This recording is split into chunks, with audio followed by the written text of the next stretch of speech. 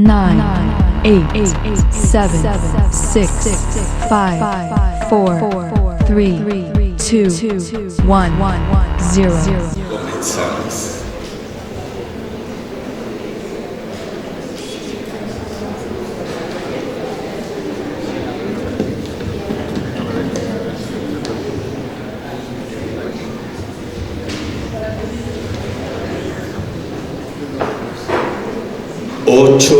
De marzo, Día Internacional de la Mujer. Una conmemoración para reconocer e impulsar cambios. En este día, el Centro Ignaciano de Espiritualidad de la Ciudad de México da a ustedes la más cordial bienvenida a esta conferencia, el compromiso de los cristianos en la coyuntura de México hoy, que será dictada por el maestro David Fernández Dávalos de la Compañía de Jesús. David Fernández, jesuita, promotor incansable de los derechos humanos, realiza ahora como rector de la Universidad Iberoamericana de la Ciudad de México, que está celebrando sus 75 años, una importante labor en el campo de la educación, campo decisivo para la conciencia y la transformación social.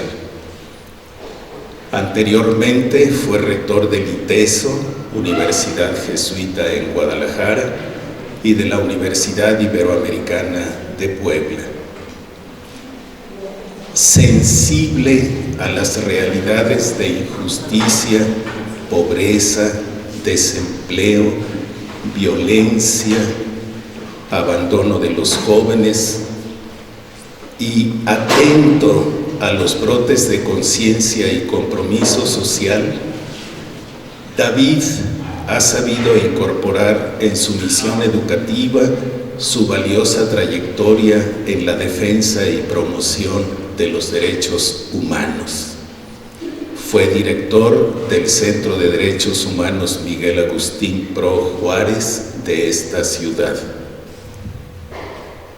Dedicado al servicio de la fe y la justicia, ubicado en los entrecruces de un diálogo firme y una reconciliación constructiva, nos ofrece ahora sus reflexiones y propuestas sobre nuestro compromiso cristiano en la coyuntura de nuestro país, tan necesitado de reflexión solidaria, de acción comprometida y de irrenunciable esperanza. Muy bienvenido, David, y gracias por estar con nosotros. Muchas gracias.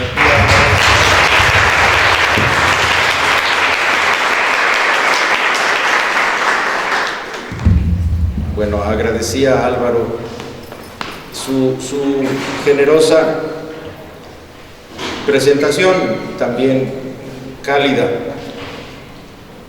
Ahora quiero agradecer a ustedes también su presencia en esta ocasión. De verdad que me siento contento de tener la oportunidad de platicar juntos este tema que es muy relevante, es decir, qué nos toca hacer a los cristianos o a los creyentes en el Señor Jesucristo en esta coyuntura particular de nuestro país. Voy a hablar estrictamente de lo que se refiere a la coyuntura electoral. No voy a hablar de otras cosas que nos agobian y frente a las cuales tenemos una tarea inmensa, como la violencia, la desigualdad, el abandono de los jóvenes, el asunto de la destrucción del medio ambiente, etcétera, donde tenemos otras líneas de acción, otros compromisos, otras tareas como creyentes. Entonces, hablaré estrictamente de lo político y de lo político electoral, que es todavía más restringido, para que estoy dando Pero antes de abordar, quiero saber, para poderme situar, por favor, quiero oír 3 preguntas, no más que eso, que quisieran saber, igual para situarme como por dónde va el interés, para no ser como aquel mal tirador que agarra un puño de piedras a ver si alguna da en el blanco, sino más bien para tratar de enfocarme más. Si alguien me pudiera hacer favor de decirme por qué vino a esta charla y qué es lo que le interesaría oír, se lo agradeceré. Con concisión, con rapidez, para no tomar mucho tiempo. ¿Quién puede ayudarme con alguna pregunta, por favor? Sí. ¿Alguna recomendación respecto a uno de los 3 candidatos presidenciales, toda vez de que verdaderamente pero si hoy fuera la elección, que no votaríamos mucho por nadie? Muy bien, ahorita lo abordamos, sí. No pretendo decir por quién han de votar, pero haré alguna reflexión a propósito, sí, gracias. ¿Alguna otra pregunta? Sí, allá, por favor. Ok, muy bien, gracias. Sí, por favor, aquí en el centro usted, sí. Aquí en el centro. ¿Cómo hacer que los jóvenes voten? Muy bien, gracias. Por favor, usted. Tengo un grupo de amigas y tenemos un poco de miedo como mamás, como padres, por López Obrador, que si gana, que si lo de Venezuela, que es procesador. Ok, lo platicamos, por favor, señor. Gracias. ¿Cómo podemos garantizar Gracias, sí, por favor. Sí, sí, usted. Gracias. Por favor. Hay un aspecto de la sociedad que no queremos los partidos, no queremos. Hay un aspecto de la sociedad que nos interesa mucho más qué hacer para organizar todo ese personas, pero que no sea todo ese ciudadanos. Ok, gracias. Por favor, acá Chucho y luego el señor atrás de Chucho. Cómo alimentar una espiritualidad integral,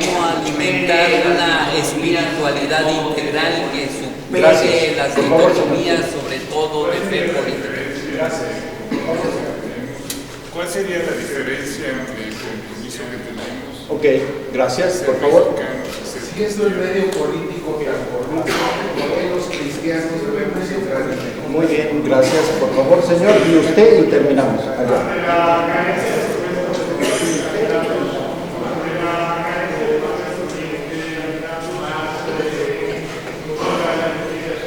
Muy bien, gracias, por favor. Bueno, hoy es el Día Internacional de la Mujer. Y yo sí quisiera saber qué debemos hacer los jóvenes en el INE. ¿Qué debemos hacer? Muy bien, muchas gracias. Bueno, por favor, sí, para no dejarlo. ¿Cree que se pueda superar ese 20% de abstencionismo que ha habido? Sí, ahora platicamos. Pues hay preguntas, ya ven, de chile, de dulce y de mole, muy amplias, muy complejas algunas. Y como diré, nos vamos a tener que mover dentro de una incertidumbre, y la incertidumbre es parte de la tarea por el reino, ¿no? Es decir, no hay certezas, en fin, pero bueno, les agradezco mucho, me va a servir. Voy a empezar de lo más básico, y luego iremos avanzando. Lo más básico es que esta historia en la que estamos, en la que se juega el destino de las personas, tiene que ver con la salvación anunciada por el Señor Jesucristo y por el reino. Esto quiere decir que aquellas visiones anteriormente que decían que en esta vida hay que sufrir y que la recompensa va a venir en la otra vida, que devaluaba la consistencia de esta historia, esas son desviaciones que aparecieron en la historia de la teología y de la reflexión cristiana, que más bien venían del pensamiento griego que se metió en la teología, pero que Jesús no tenía esta idea, ni mucho menos. Jesús, con su obra, pensaba que Dios estaba presente en esta historia, sanando a los enfermos, anunciando la buena nueva a los pobres, dando la liberación a los oprimidos, y que ese era el reino de Dios, su irrupción. Entonces, eso es lo más básico. Si nosotros hacemos política, si tratamos de construir un mundo justo, etcétera, es porque entendemos que esa es voluntad de Dios. Dios quiere que seamos hermanos y hermanas, que vivamos en paz, contentos, con las necesidades básicas de todo mundo satisfechas. Porque es un papá, una mamá buena, y entonces quiere el bienestar de sus hijos e hijas. Y esto lo sabemos porque Jesús, con su acción en la historia, siempre combatió el mal, siempre condenó a los opresores y llamó a construir la fraternidad y puso como signo central de sus seguidores el miren cómo se ama. Entonces, eso es lo primero.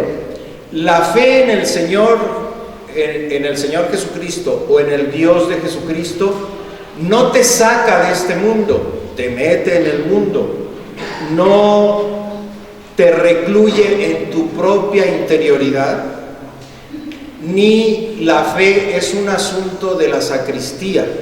La fe es un asunto de la vida de todo mundo, de la vida política, de la vida social, de la vida cultural. Esas espiritualidades que niegan el mundo, que también hay espiritualidades contemplativas, pero su contemplación está volcada al mundo y a la oración, pero las que se van, esas no son espiritualidades cristianas. Esto no quiere decir que Jesucristo o la fe cristiana se identifique en particular con algún partido, un candidato, una teología, una ideología particular. Eso no, eso nosotros tenemos que irlo descubriendo a cada momento en la historia. Son cosas muy básicas, es decir, no se vale decir, por ejemplo, es que Dios quiere que votemos por Anaya. No se puede decir eso. Estaríamos mintiendo. Y así también por los otros. Entonces, nosotros los creyentes tenemos que discernir en torno de algunos valores, que son los valores de Jesucristo, qué candidato o candidata conviene en un momento dado apoyar. Lo único que digo es que Dios, en su encarnación en Jesús de Nazaret, se hizo historia, se comprometió con la historia de los seres humanos, se hizo conflicto con los poderes de este mundo. Jesús fue el hombre en conflicto que decía Carlos Bravo, en conflicto con los poderes que oprimen y que no sirven, etc. Y se hizo también esperanza para los que sufren en esta historia. Se hizo esperanza para los oprimidos, para los excluidos.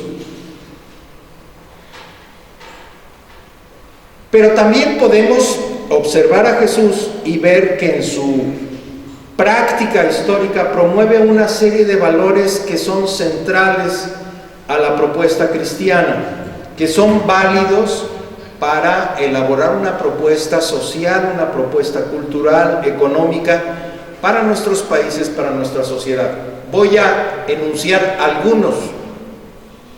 En primer lugar, Jesús ve en los pobres y en los oprimidos, en los excluidos, en los que se tenía por pecadores, a los redentores de la historia, a los que pueden salvar esta historia. Veía en ellos a los privilegiados del reino de Dios, en contraposición a los privilegiados de este mundo. Y no porque sean buenos o mejores, sino simplemente porque Dios los quiere. Les pongo un ejemplo, las mamás me van a entender perfectamente. Ustedes quieren a todos sus hijos por igual, pero hay algunos, pero quieren más al que está enfermo, o quieren más al que ustedes ven sumidos en la borrachera, que no puede salir adelante, o quieren más al que en un momento dado está en una depresión severa. Es decir, los quieren igual, pero de alguna manera aquellos que ven en necesidad lo quieren particularmente. A lo mejor así es Dios, pongámonos. Y entonces a quienes tienen necesidad, quienes viven sufriendo, a quienes no les alcanza el gasto, quienes han sido abandonados por su familia, esos que son los pobres, los excluidos, de alguna manera son los preferidos de Dios, y eso lo vemos en la práctica de Jesús de Nazaret. En cambio, a los privilegiados les dice cosas muy fuertes. Ay de ustedes, sepulcros blanqueados, son como como las tumbas llenos de podredumbre por dentro, pero muy bonitos por fuera, etc. Acuérdense de la parábola del rico Epulón, que le decía, déjame aunque sea salir a advertirles. Y, en fin, un proyecto de inspiración cristiana histórico tiene que tomar seriamente en cuenta la situación de las minorías sociales excluidas y de las mayorías empobrecidas, y tiene que responder a las necesidades de ellas, de las mayorías empobrecidas, de ese 50% de mexicanos y mexicanas que están en la pobreza, el 20% que están en pobreza extrema, y de las minorías proscritas, no incorporadas, los afroamericanos, los pueblos indígenas, las personas de la comunidad LGBTI, etcétera, que son excluidas. Un proyecto cristiano tiene que incorporarlos a la comunidad, al desarrollo, al bienestar. También ha de considerar a estos grupos humanos no como seres pasivos a los que vamos a ayudar, sino como protagonistas de su propio desarrollo y su destino. Los pobres son Jesús mismo fue pobre. Y entonces a los pobres y a los excluidos no hay que llegarles a dar cosas, que eso es lo que ha hecho el régimen en los últimos 50 años, que les da cosas, pero eso no contribuye a constituirlos en sujetos de su propia dignidad, de su propia historia, de sus decisiones. Entonces, el proyecto que hemos de valorar ahora que se ha de votar, hemos de ver si considera a los pobres y a los excluidos como actores de su propia historia, les abre oportunidades sociales, los incorpora en su proceso de lucha. Ese es un primer criterio, que es un criterio jesuánico, de Jesús, cristiano, que está en el centro.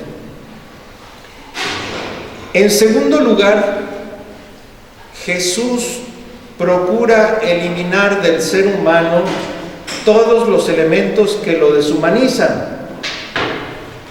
Quiere desterrar el ansia de riqueza, de honores, de poder, el halago que ejerce un embrujo entre los que mandan o los poderosos.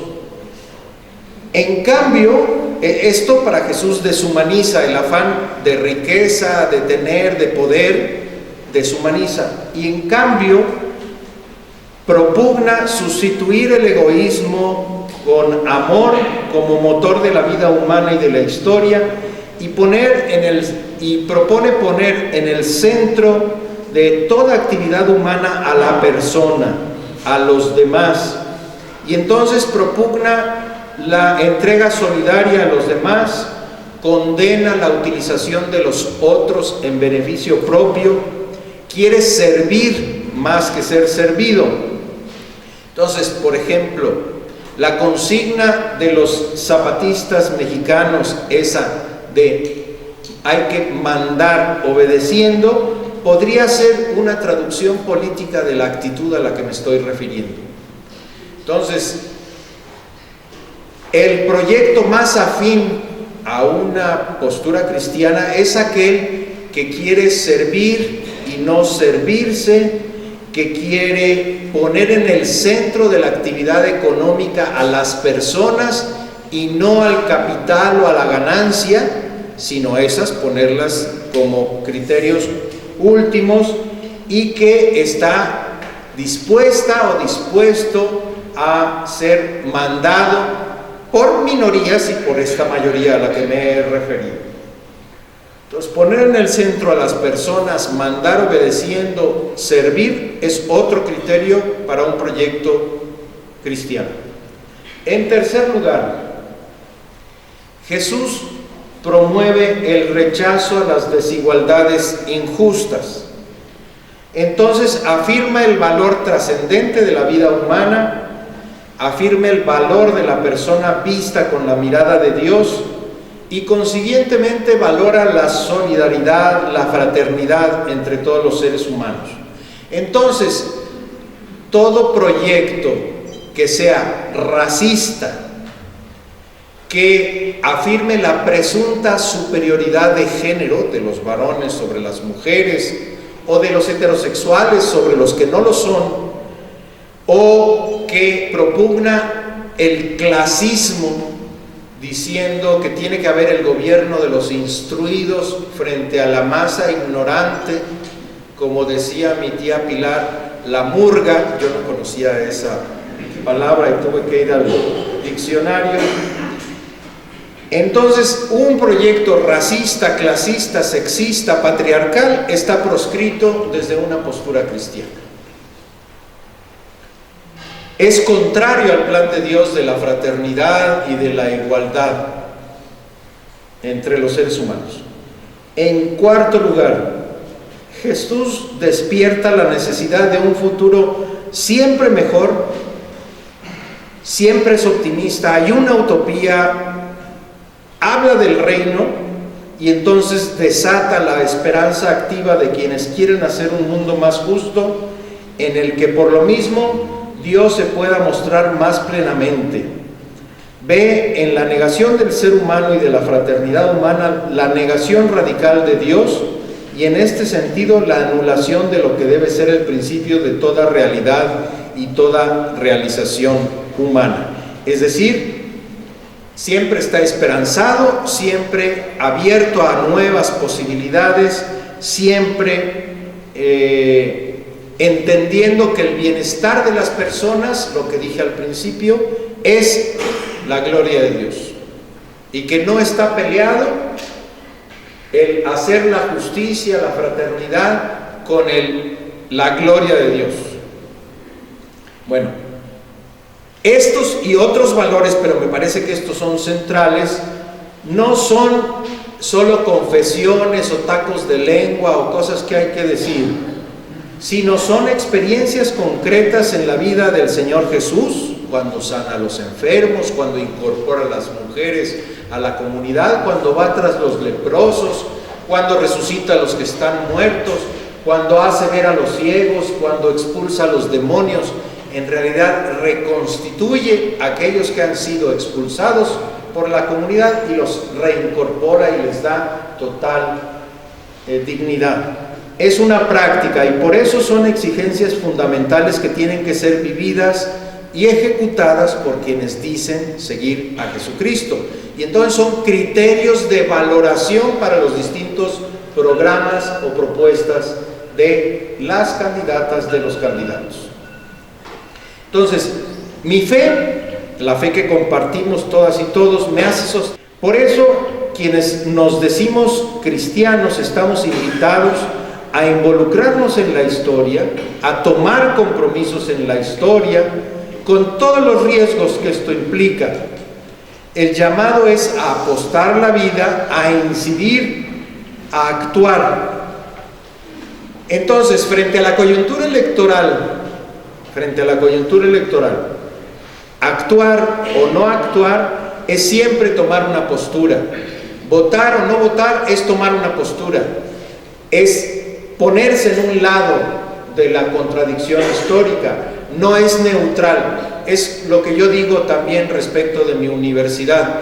Es que quien me venga a decir es que nosotros no nos metemos en política, Nos estamos metiendo en política, pero en favor de quienes tienen la sartén por el mango. Cuando alguien dice, es que yo no hago política, pues lo estoy haciendo en favor de los que nos están robando, en favor de los que están haciendo las matanzas o las violaciones a los derechos humanos, porque los estoy dejando hacer. Esa es una postura política. El cristiano no puede ser neutral, porque eso significa tomar postura en la historia. Entonces, para bien o para mal, nadie está fuera de la historia, nadie está por encima, como dioses allá en el Olimpo, sino que estamos en esta maraña llena de ambigüedad, de pecado, de gracia, de posibilidades, y en esta maraña ambigua tenemos que movernos y tenemos que tener criterios de discernimiento para actuar. ¿Hasta acá vamos más o menos claros? Sí hay valores, hay criterios en la vida de Jesucristo que nos sirven para abordar lo que nos toca hacer. Sigo adelante con otra cosa. ¿Nos exime de tomar una postura? Yo lo que digo es no. Tenemos que tomar partido a riesgo de equivocarnos, y voy a dar una razón. Voy a usar 4 razones. Primero, porque la buena nueva, porque el Evangelio del Señor Jesús tiene que fecundar la historia en todas sus dimensiones. Es decir, Jesús predica, anuncia la buena nueva, envía a los apóstoles a predicarla, porque quiere que esa buena noticia fecunde, ilumine, haga germinar toda vida humana. Y entonces los cristianos somos los portadores de esa buena nueva. Entonces, las dimensiones como la economía, la política, las realidades sociales, estas que hablamos de la violencia, de la exclusión de género, etcétera, son realidades que tienen que ser iluminadas, fecundadas, transformadas desde la buena nueva del Evangelio. Y entonces allí, al ser parte de la comunidad de los cristianos, tenemos un compromiso. Es decir, no solo no nos podemos sustraer, sino que además la vocación misionera del Evangelio nos lleva a comprometernos. Luego veremos de qué manera, y con quién, y cómo, y lo que sea. Una segunda razón es porque todos los proyectos socioeconómicos, ¿sí?, cómo se administra la economía, cómo se decide, se toman las decisiones de la colectividad, los concretos rumbos nacionales pueden ser mediaciones eficaces o no para avanzar en la construcción o el acogimiento del reino de Dios en este mundo. Lo que yo dije al principio, el reino de Dios empieza aquí en esta historia, tiene que ver. Entonces, lo que hagamos aquí no es irrelevante para el reino de Dios.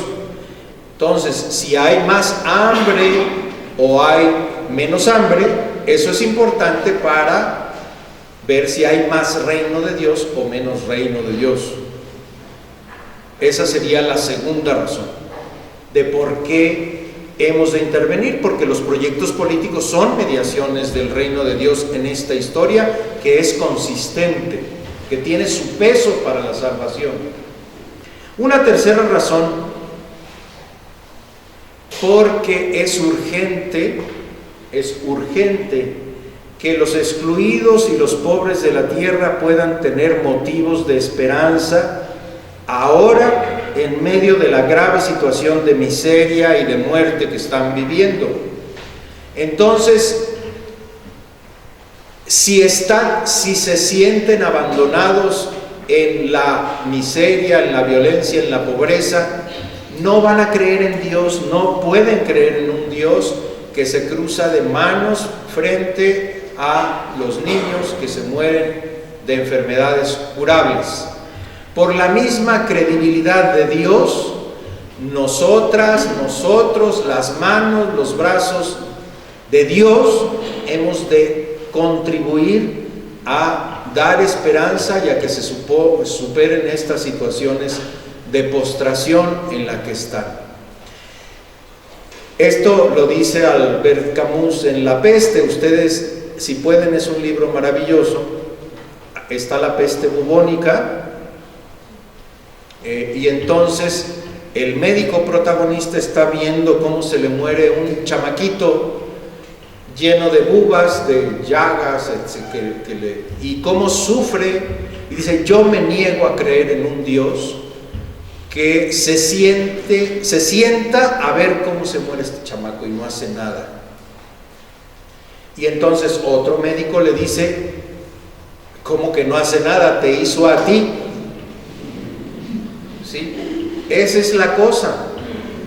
Solo será creíble Dios si nosotros, quienes lo anunciamos, hacemos algo. Cuarta razón: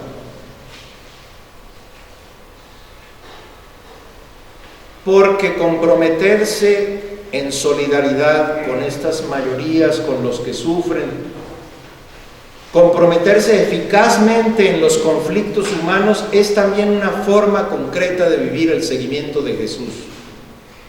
Entonces, si yo me meto en la ambigüedad de la historia, a tratar de sanar al herido que está junto al camino, a tratar de denunciar a los que se aprovechan de los demás y los oprimen, que ese es el seguimiento de Jesús, entonces voy a entender el Evangelio y voy a vivir el seguimiento pleno del Señor Jesús, y voy a entender lo que antes no entendía del Evangelio.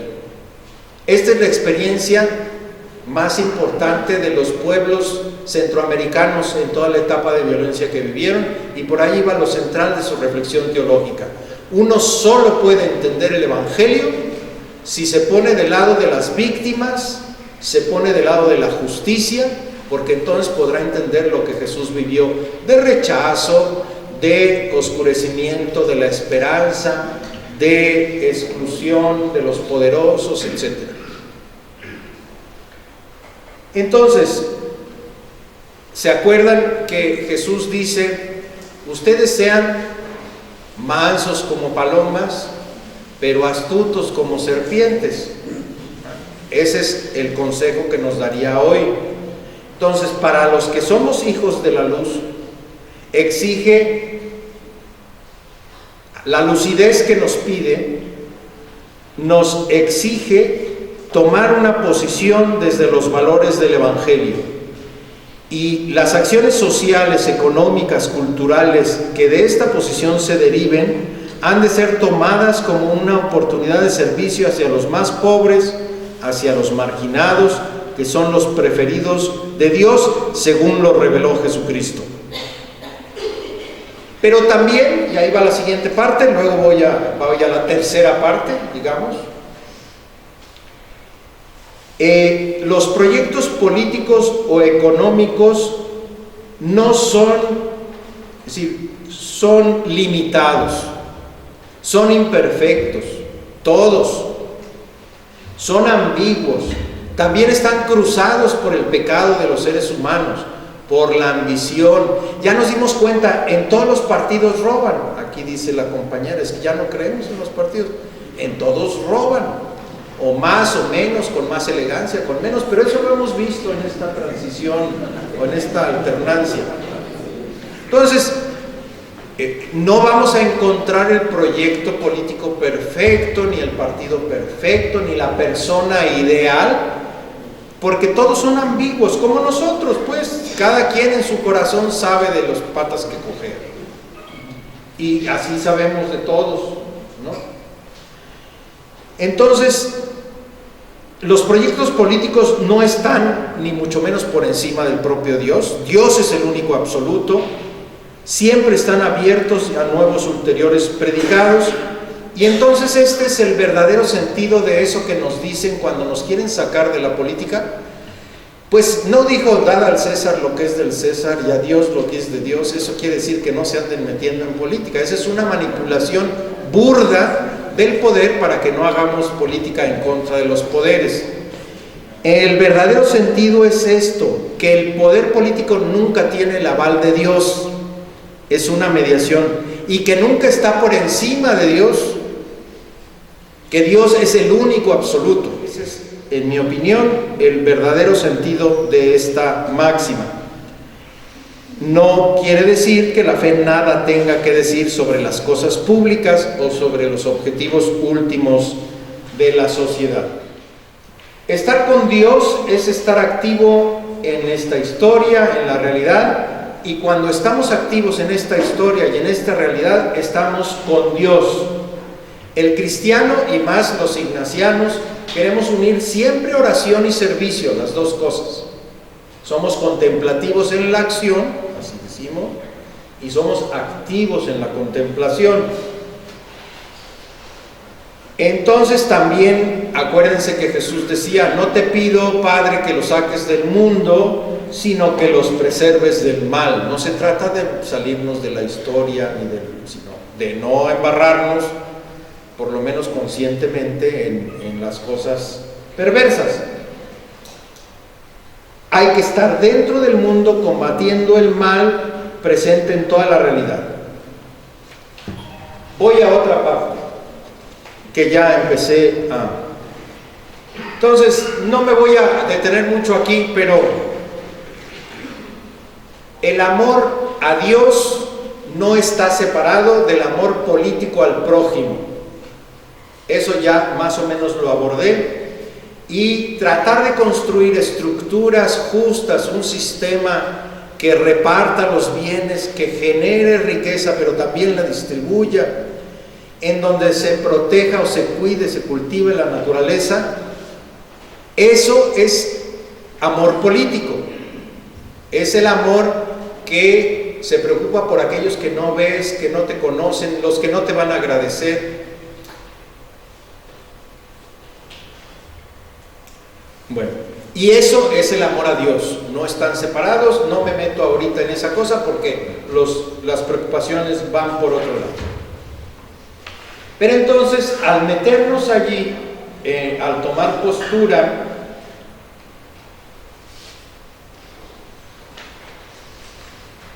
mejor me voy más rápido. Al tomar postura vamos a vivir, tenemos que aportar lo que es propio. Lo que es propio, ya dije, los valores, la centralidad de la persona, de los pobres, la esperanza, etc.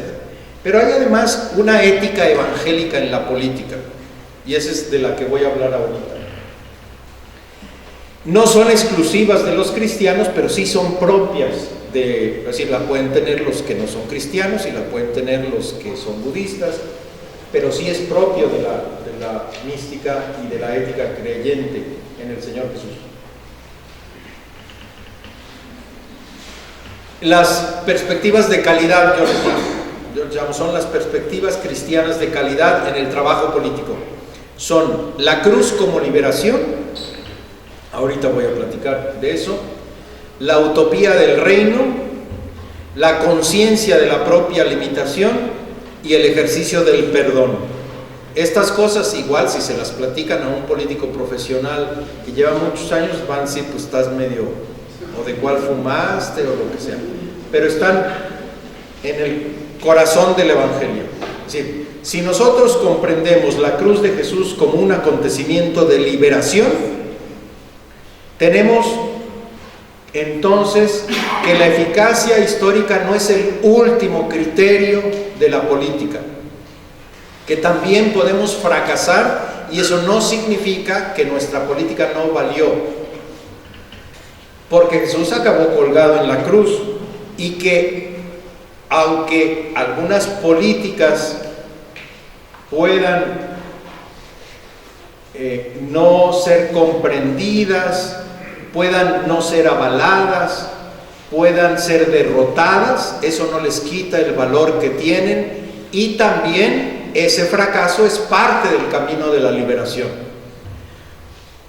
Mao, que no tenía nada de cristiano, pero decía, de derrota en derrota hasta la victoria final. ¿Sí? Que es un poco, hay un valor también en las frustraciones, en las derrotas, en los sinsabores que vamos a encontrar allí. Son parte integrante del proceso de liberación humana y social, desde una esperanza irreductible en el triunfo de los pobres en esta historia de salvación. Pensamos de cualquier manera que las derrotas son parciales y que al final vendrá el triunfo definitivo de la salvación traído por Dios mismo. Y por eso la alegría de los cristianos no puede desaparecer frente al dolor y frente a la derrota. Y entonces la mística y ética creyente se alegra a pesar de los tropiezos. Entonces la alegría se opone a tristeza, no a sufrimiento. Nosotros podemos sufrir o ser derrotados y estar perfectamente alegres, esperanzados. Ese es un ingrediente. El segundo, la utopía del reino, tiene una importancia muy importante para superar todo principio abstracto y general, o las disciplinas estrechas del partido, o la irresponsabilidad que deposita toda decisión en las direcciones de las organizaciones o en la autoridad. Se trata de descubrir que Dios es siempre y cada vez más grande que nuestras pretensiones. Es comprender la obligación, y yo digo obligación bajo pecado, dice Rahner en realidad, de mantenernos abiertos a un porvenir siempre mayor desde la óptica de Jesucristo. Ninguna realización humana, por buena que sea, es suficiente. Siempre hay posibilidad de algo más.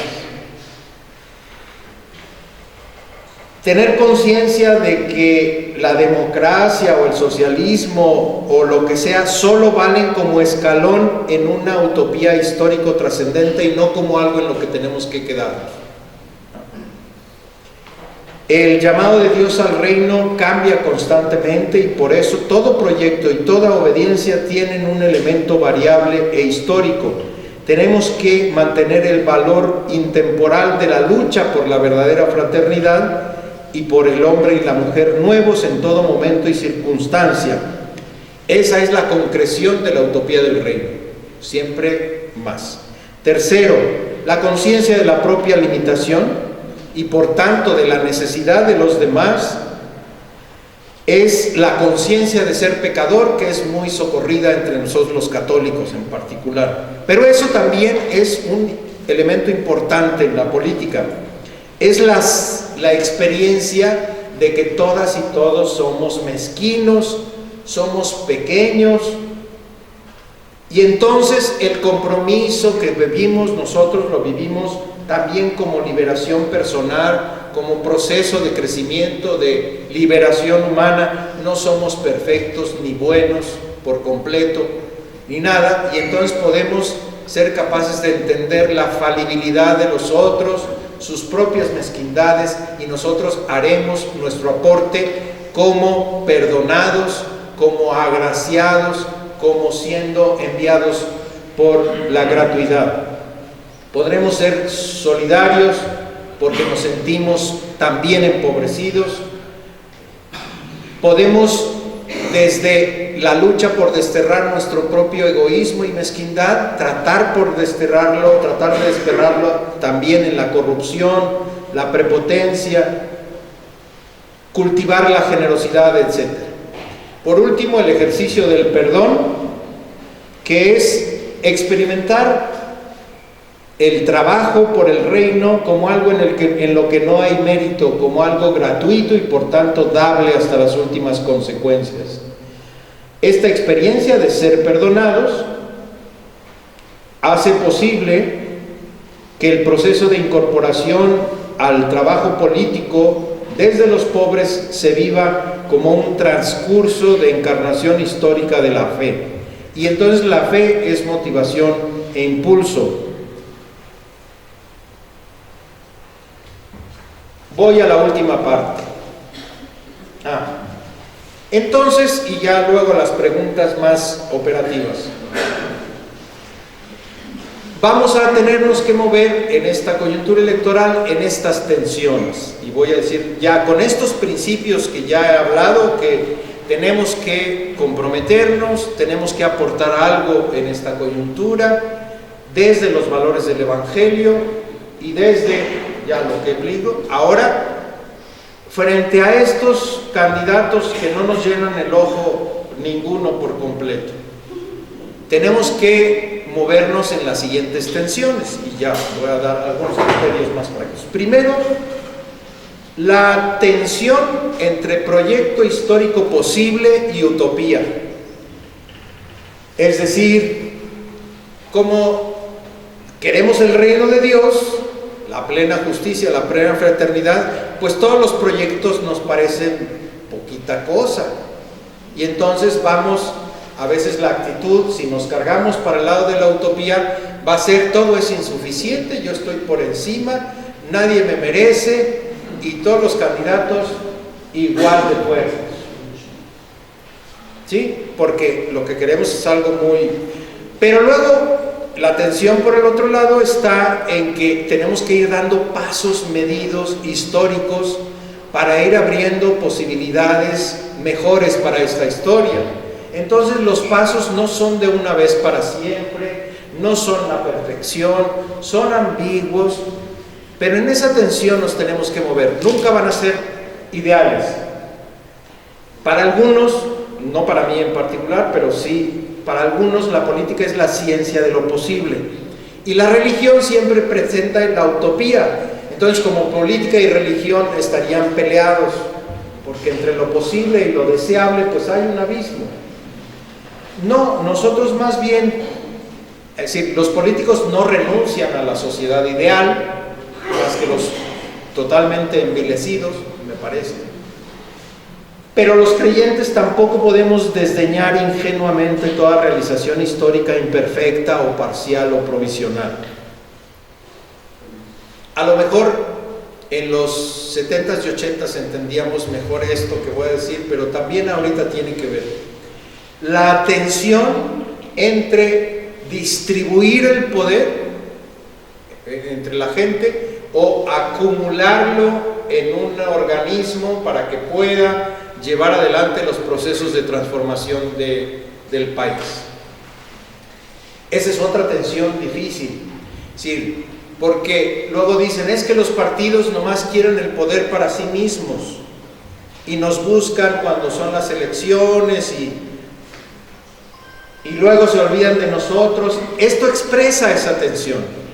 Si de pronto necesitan los partidos, que son instrumentos de la democracia, no digo que estos partidos, luego voy a decir que estos hay que cambiarlos, pero necesitamos los partidos y de pronto necesitan concentrar el poder para poder tomar decisiones, empujar algunos referendos o lo que sea, en lugar de distribuir el poder. Me parece que esto, por ejemplamente, como dicen en Guaya, ocurrió en Cuba, o puede estar ocurriendo en Venezuela, sin yo ser un experto en ni una cosa ni otra, pero tenemos partido fuerte y la gente no tiene distribuido el poder, pero están enfrentando una serie de amenazas que necesitan concentrar ese poder, porque si lo distribuyen, esta tensión, por supuesto que nosotros los creyentes apostaríamos más a que el poder tiene que estar distribuido en todas y todos, y que tiene que haber comités de barrio y que tiene que haber posibilidad de influir en las decisiones, etcétera. Pero otros dirán es que hay que centralizar también. La racionalidad de la transformación del país tiene entonces una racionalidad teológica que quiere poner signos del reino, que es la racionalidad de realizar la democracia, la colegialidad, la participación desde ya. Pero exclusivizar una u otra trae peligros muy fuertes. Por un lado, un autoritarismo inhumano, ¿sí? Es la revolución que goza devorando a sus hijos, como Cronos en el cuadro ese de Goya, y el otro en un populismo ineficaz, reformista en el sentido estricto del término, ir haciendo cositas acá, engañar a la gente con atole con el dedo, hacerle creer que tiene mucha participación, pero en realidad nada cambia. Es una segunda tensión. Una tercera, el poder como capacidad de dirección o el poder como capacidad de servicio y de autogestión. Esta contradicción o esta tensión es pariente directa de la anterior, o a lo mejor es la misma con una formulación distinta, pero puede iluminar la problemática si la formulamos de este otro modo. Para Bertrand Russell, el concepto central de toda ciencia social es poder, es el poder. En la física es la energía, en la política es el poder, en la democracia también diría, pero todos los teóricos. Pero los cristianos tenemos una aversión radical a todo lo que nos suena a directividad y a poder y entonces, frente a los conceptos de poder, nos gusta contraponer autogestión, servicio, olvidando que también aquellos, el tener poder y autoridad, son imprescindibles para las transformaciones políticas de la realidad. Entonces, solemos reaccionar violentamente contra todo lo que suene a manipulación, sea que la ejerzamos nosotros, no queremos manipular a nadie, o más cuando nos están queriendo manipular. Pero no nos altera cuando somos manipulados por el sistema, por la televisión, eso no nos hace problema, por lo general, cuando somos perfectamente manipulados y vamos al, ¿cómo se llama?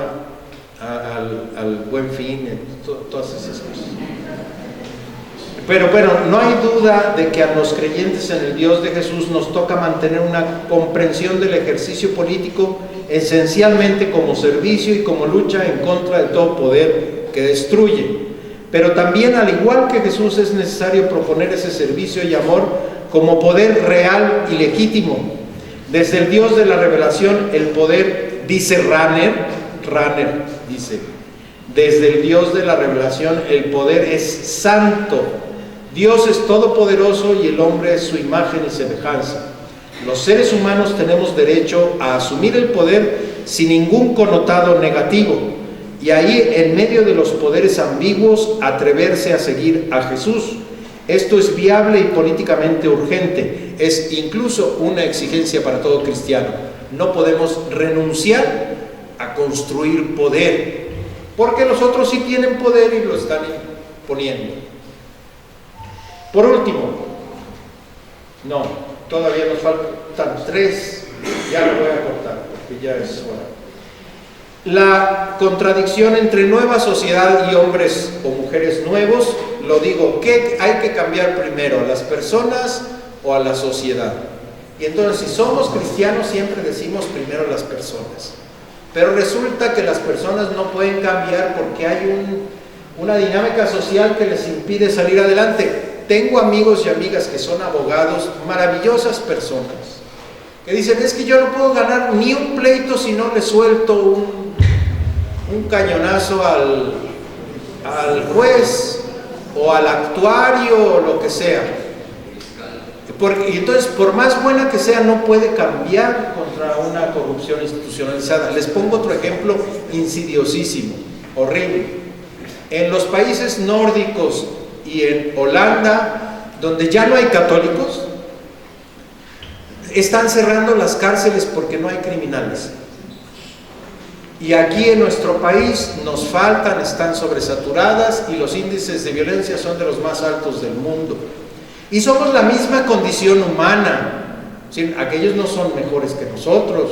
Lo que pasa es que hay condiciones estructurales que condicionan la acción de las personas, frente a las cuales no podemos ser libres absolutamente. Y entonces mi convicción es que las personas se cambian cambiando la realidad. A ver, la redención, Dios se encarna en Jesús y entonces la redención se hace desde adentro y desde abajo, no desde arriba y desde afuera. Y ese es el reto de los creyentes, ponernos abajo con la raza, adentro de las organizaciones sociales, adentro de los conflictos, y desde ahí se cambian, no desde arriba. Por eso la política que han hecho los dignatarios eclesiásticos está equivocada.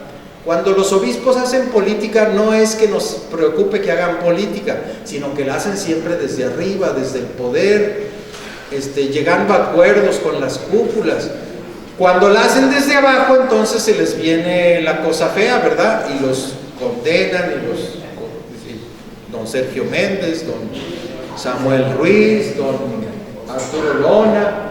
Si se ponen desde abajo a hacer política, les dan un manazo, pero no la hagan desde arriba porque no hay problema. Bueno, esto fuera del récord, ya me grabaron ahí, luego ya me grabaron. Entonces, desde abajo y desde adentro.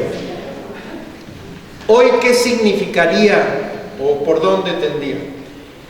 Tenemos los desafíos, los voy a enunciar muy rápidamente. El tema de la violencia tiene que estar central y eliminar la violencia y construir la paz en una propuesta política hoy en el país.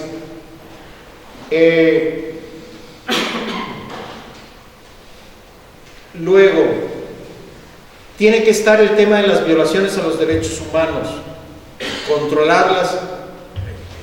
Tiene que estar la superación de la pobreza y el aminoramiento de las desigualdades horribles que vivimos en el país, no me extiendo en ello. El tema del cuidado de la naturaleza y la preservación del medio ambiente, la inclusión social contra el racismo, la discriminación, la condena por razones de ideología, sexo, género, religión.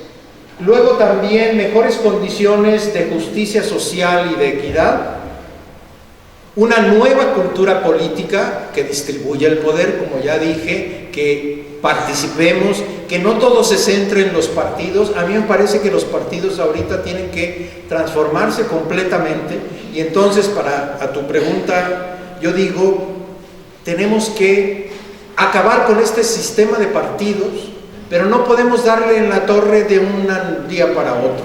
Tenemos que elegir candidatas y candidatos que posibiliten la construcción de sujetos populares que puedan eventualmente ir cambiando este régimen de partidos que tenemos ahorita, porque están profundamente corrompidos y conniventes con el poder.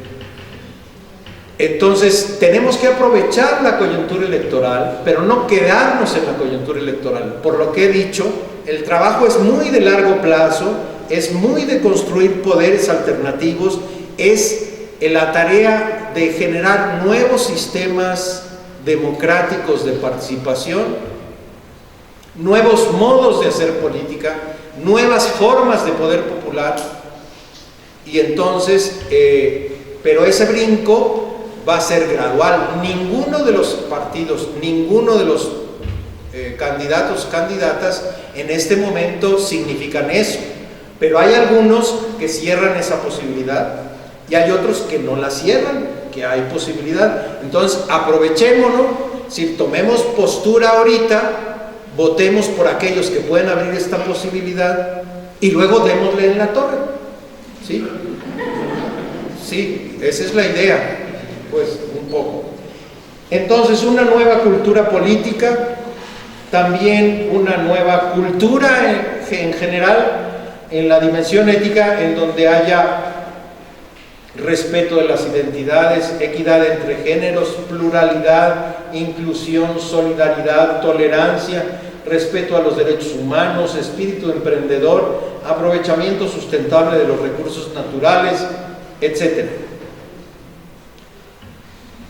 En favor de la vida, la dignidad humana, los derechos humanos, una cultura que permita entender y enfrentar los mecanismos de destrucción y de muerte con respuestas que reconstruyan y hagan brotar la vida en todas sus dimensiones, robustecer el tejido social, creación de vínculos entre distintos grupos y sectores de la sociedad, etc. Estos son los criterios que yo quiero proponer. Y entonces, efectivamente, desde esos podemos valorar las distintas alternativas que existen ahora.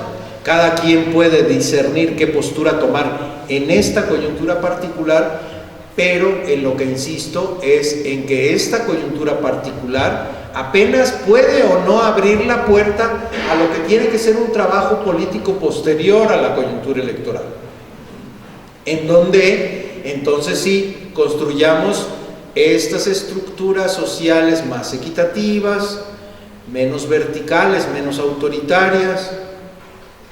Y a los jóvenes entonces hay que decirles esto: a ver, si tú no participas, en política no hay vacíos, ¿verdad? Es otro principio que hay. Si tú no ocupas tu lugar político, otro lo va a llenar, ¿sí? Porque los vacíos se llenan. Entonces, si tú no usas tu voto, otro lo va a usar precisamente en su propio beneficio y no en el tuyo. Pero no es votando como vamos a resolver esta situación actual. Votar es apenas una llave que puede abrir una puerta o puede mantenerla cerrada. De todos modos, si no se abre la puerta, tenemos que seguir empujando por otros lados, otros modos de lucha, otra cultura política, etcétera. Pero esta es una oportunidad importante, me parece. Bueno, eso diría. Yo aquí termino. Ahorita podríamos tener alguna intervención, si gustan ustedes, alguna pregunta de profundización, alguna objeción o crítica que ustedes tengan. Muchísimas gracias. Ahorita, si quieren participar, quien quisiera participar, levante la mano.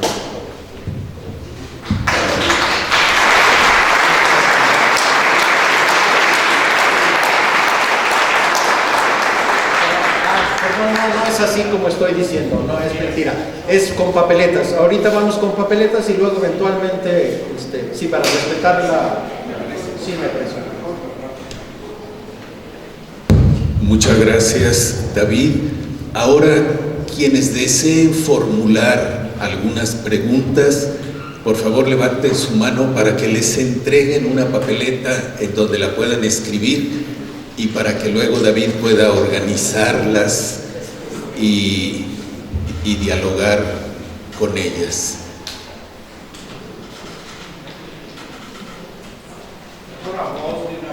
Que levanten por favor su mano quienes van a necesitar las papeletas acá adelante, por favor, y las vamos a hacer llegar a David. Sí, por favor,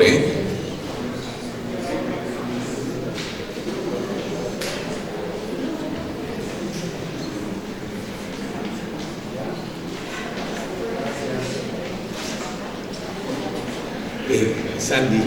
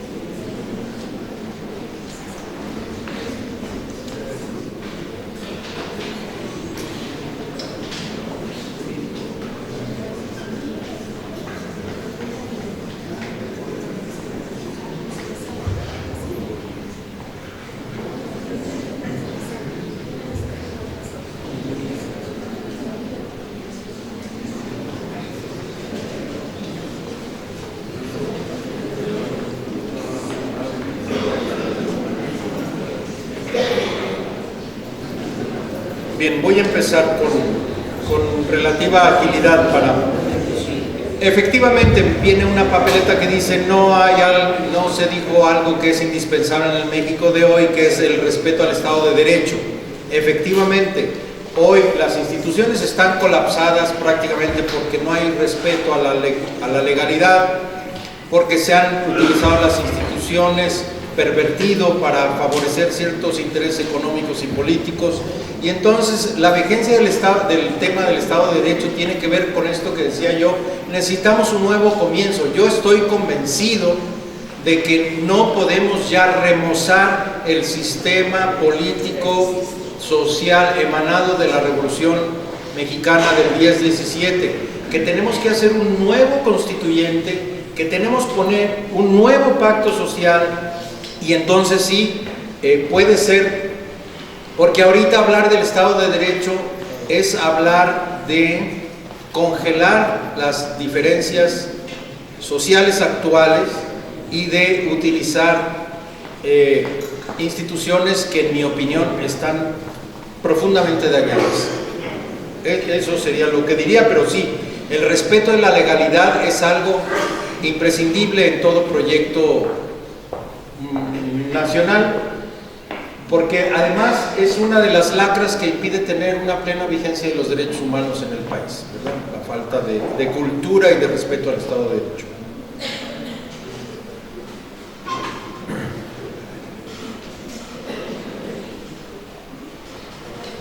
Sí, dice, todos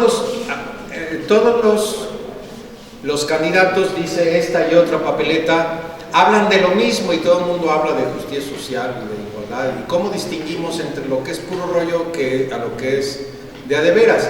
Uno, veamos la trayectoria de los partidos que los postulan para ver si es puro rollo o de veras están trabajando en favor de esto. Primero, habla más la práctica que los discursos. Segundo, también por ejemplo, el discurso de Venezuela, independientemente de si López Obrador o no Obrador, es claramente una manipulación interesada para suscitar el miedo. El miedo siempre, esa fue la apuesta la otra vez, el miedo siempre provoca un voto conservador. Miedo a la violencia, miedo a la inestabilidad, etc. Entonces, eso. Entonces hay que distinguir cuando hay informaciones veraces de cuando hay manipulación.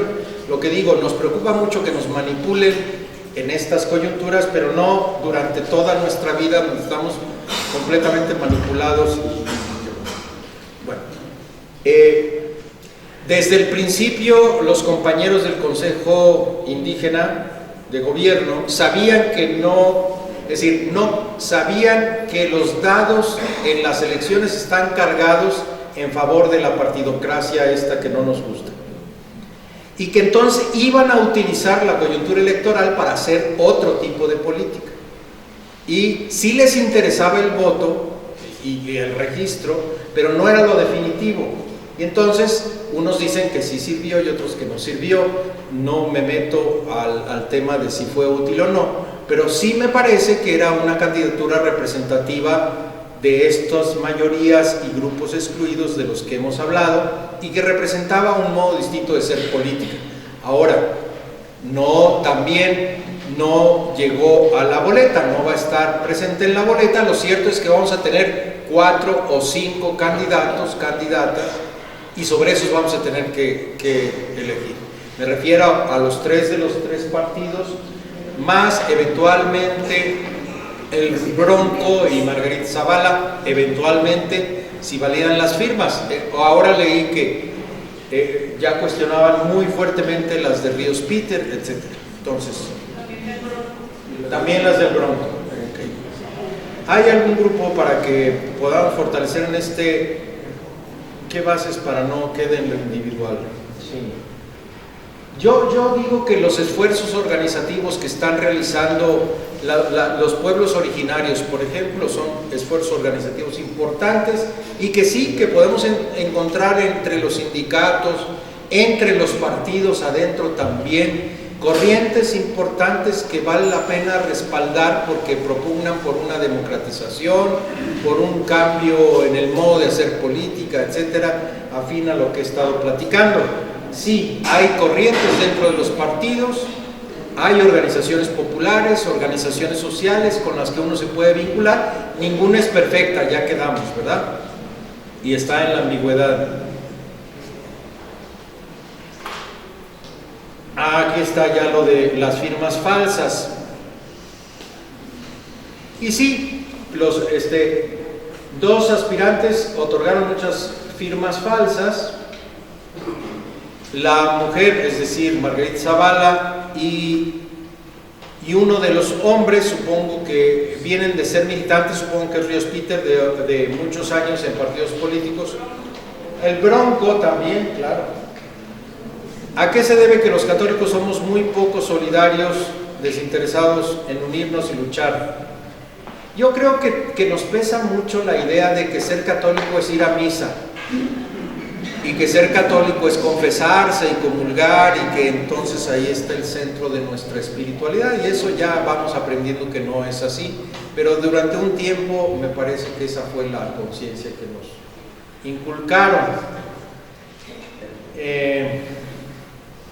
Las candidaturas independientes no han resultado lo que se esperaba. Sin embargo, sí ha habido candidaturas independientes importantes y relevantes. Estoy pensando en Cloutier, en Kumamoto, en no sé qué, que han hecho cambios políticos significativos en niveles locales y regionales, y que yo creo, además, que era un derecho humano que no necesita estar en un partido para ser elegible.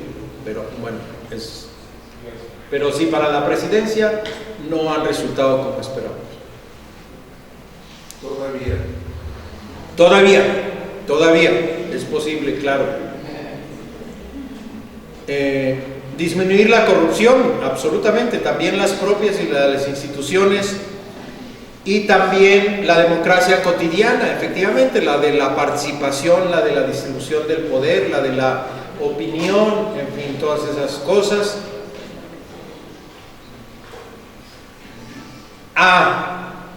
Es decir, ¿cómo hacer política? Si no desde arriba como los obispos, ni desde abajo como el padre Romero, porque luego lo matan o lo descalifican.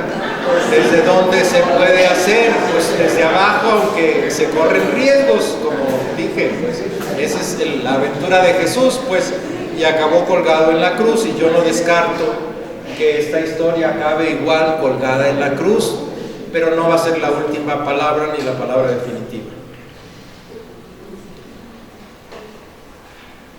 Y lo mismo en la tensión extra entre sociedad, ¿qué cambiar? Sociedad o personas. Lo que yo digo es, hagamos que las personas cambien la sociedad y van a cambiar las personas. Eso es lo que digo, ¿no?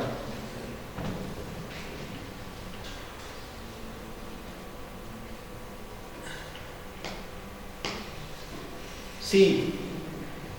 Aquí y en Chile, bueno, en China no sé, pero iba a pensar, para la gestión democrática se necesitan los partidos como instrumentos de la ciudadanía, pero no como instrumentos de representación, sino como instrumentos de ejercicio político, de apertura. Entonces, aquellos que dicen es que hay que acabar con todos los partidos, realmente están diciendo una mentira.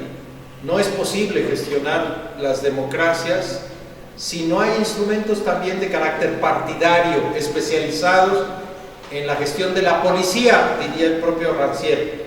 La policía como la política estructurada. Para Rancière la política es aquella que cuestiona a la policía y las sacude. Esa es la política que tenemos que hacer, la que sacude lo establecido, no la que lo gestiona, pero... ¿Cómo orientar a las personas? Yo digo que sería buenísimo que pudieran hacer grupos de barrio, de cuadra, o lo que sea, para platicar estas cosas con sus vecinos, ver las distintas propuestas en cuanto vaya viendo, y ese puede ser un buen ejercicio de ciudadanía y de decisión consciente.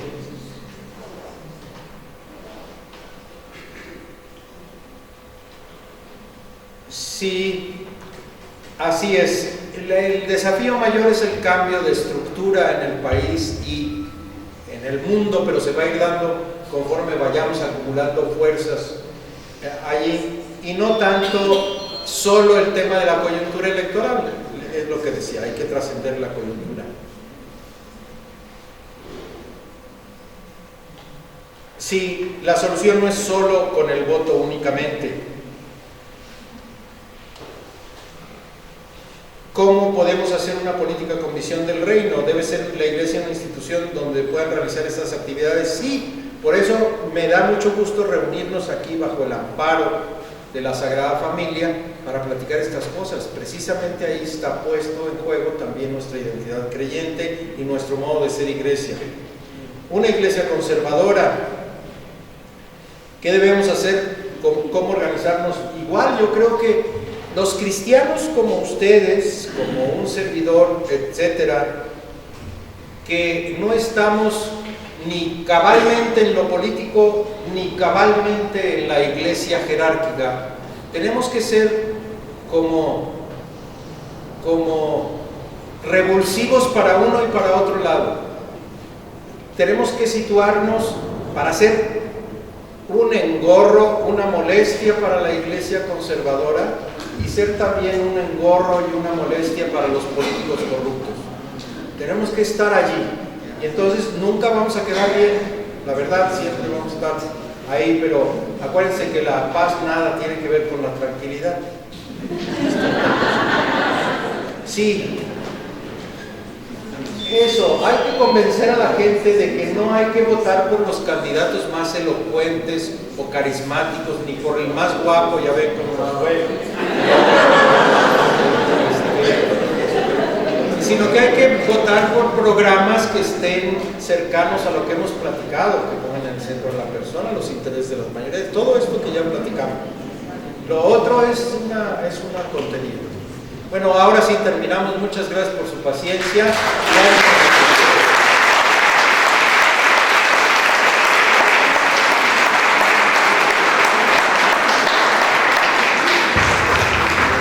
Pues muchas gracias, David. Muchas gracias a todas y todos los que nos han acompañado. Gracias a la parroquia de la Sagrada Familia, a los colaboradores por todo su apoyo. Las actividades del Centro de Espiritualidad se sostienen a base de cooperaciones voluntarias. Allá afuera a la salida estarán algunas personas. Si alguien quiere colaborar, ahí le recibirán su colaboración. Les van a repartir también a quienes gusten un programa de las actividades del Centro de Espiritualidad para los próximos 4 meses. Entonces, pero de esas actividades quiero mencionar las siguientes 3 conferencias.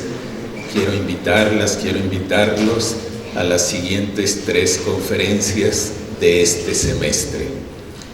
El jueves 12 de abril a la misma hora, jueves 12 de abril a las 7 de la noche, vamos a tener la conferencia María, Fuente de Espiritualidad, que va a ser dictada por la hermana Georgina Subiría, religiosa del Sagrado Corazón.